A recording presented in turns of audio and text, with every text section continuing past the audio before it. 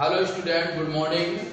तो देखेंगे हम लोग एक्सरसाइज है आपकी 11.4 और इसका क्वेश्चन नंबर है आपका 3। क्या है समझिए। संलग्न चित्र में AB बराबर AD।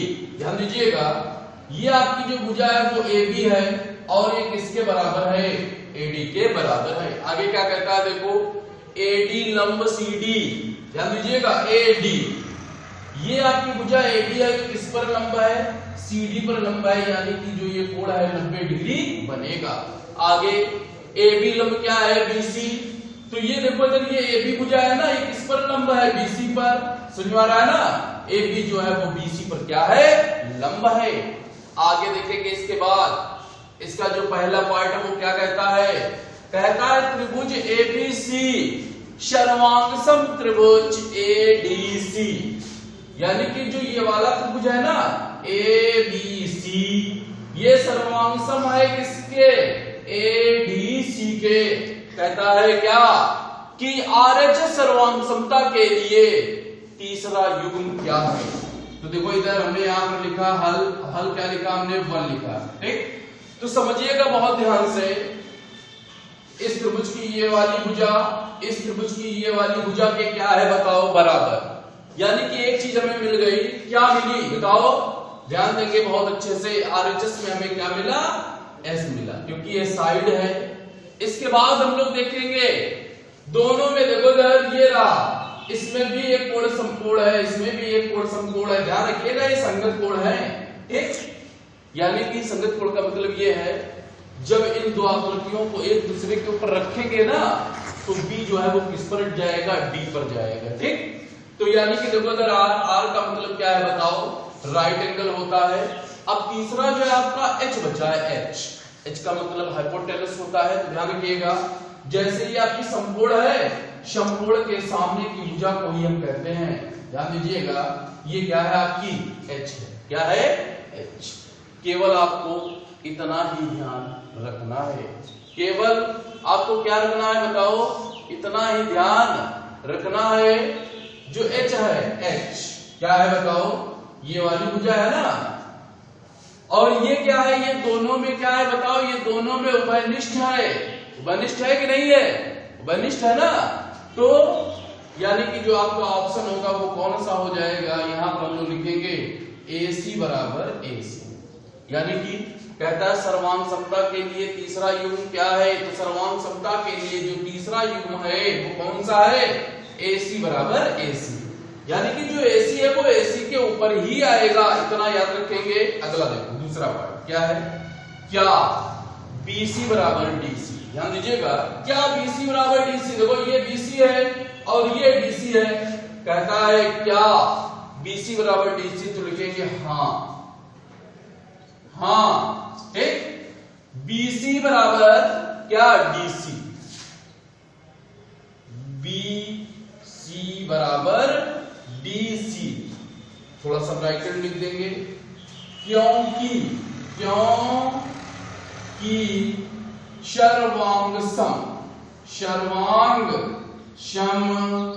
त्रिभुजों, सर्वांग सम त्रिभुजों की संगत भुजाएं, सर्वांग सम त्रिभुजों की संगत भुजाएं हैं। ये बहुत ही महत्वपूर्ण क्या है? पॉइंट है। अगला है आपका क्वेश्चन नंबर 4। क्या है समझिए। संलग्न चित्र में त्रिभुज ABC समद्विबाहु त्रिभुज है जहां AB बराबर AC। यानी कि ये जो है AB किसके बराबर है? AC के बराबर है। कहता है AD भुजा BC पर क्या है? शीर्ष लंब है। ये आपकी भुजा AD है, BC पर क्या है? शीर्ष लंब। ठीक, ये शीर्ष लंब खींचा गया है। आगे कहता है क्या त्रिभुज ABD सर्वांग सम त्रिभुज ACD। ध्यान दीजिएगा, ये आपका है ABD और ये आपका क्या है? ACD। समझ में आ रहा है कि नहीं? तो जैसे देखो ABD कैसे गए? ABD और ACD, लेकिन सर्वांग समता इसमें कौन सी होनी चाहिए? RHS। तो सबसे पहले R का मतलब राइट एंगल देखो, इसमें भी देखो इधर ये दोनों कोण, इसका ये दोनों का समकोण है ना, ठीक, ये संगत कोण भी है, यानी कि जब दो आकृतियों को हम एक दूसरे के ऊपर रखेंगे ना तो ये वाला जो कोण है इसके ऊपर चला जाएगा। H का मतलब होता है हाइपोटेनस।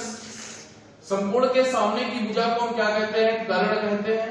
कर्ण, हाइपोटेनस मींस क्या होता है? कर्ण होता है। तो देखो इसका कर्ण और समकोण के सामने की भुजा, ये दोनों के जो कर्ण है वो कैसे है बताओ?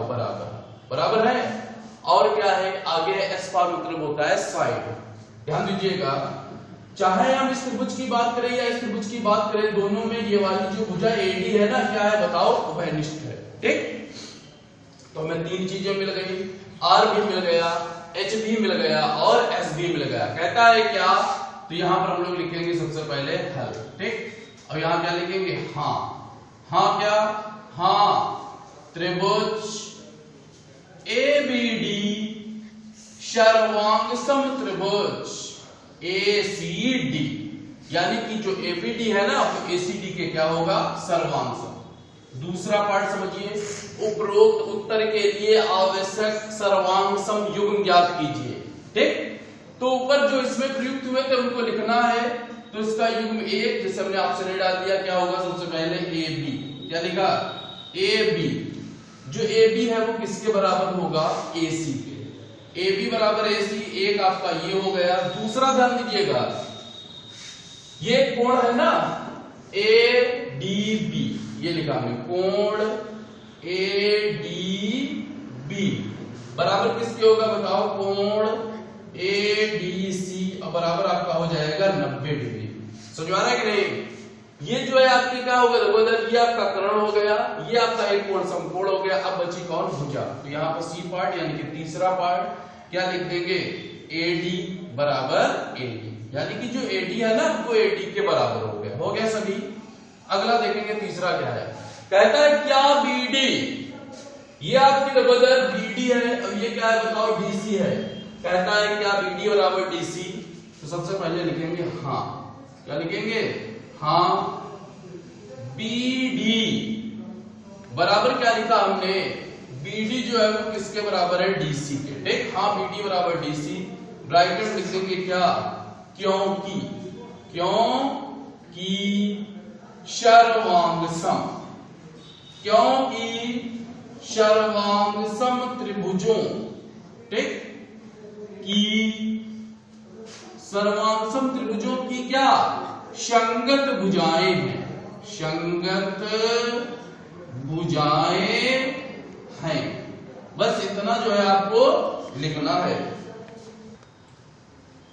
इसके बाद में है अगला आपका क्वेश्चन नंबर 5। क्या है? देखो संलग्न चित्र त्रिभुज एबीसी, ये आपका देखो एबीसी में कहता है शीर्ष लंब बीडी, ये शीर्ष लंब है आपका बीडी, ठीक है। और कौन बताओ? सीई, समझ आ रहा है ना? समान है, यानी कि दोनों एक दूसरे के बराबर है। त्रिभुज बीसीडी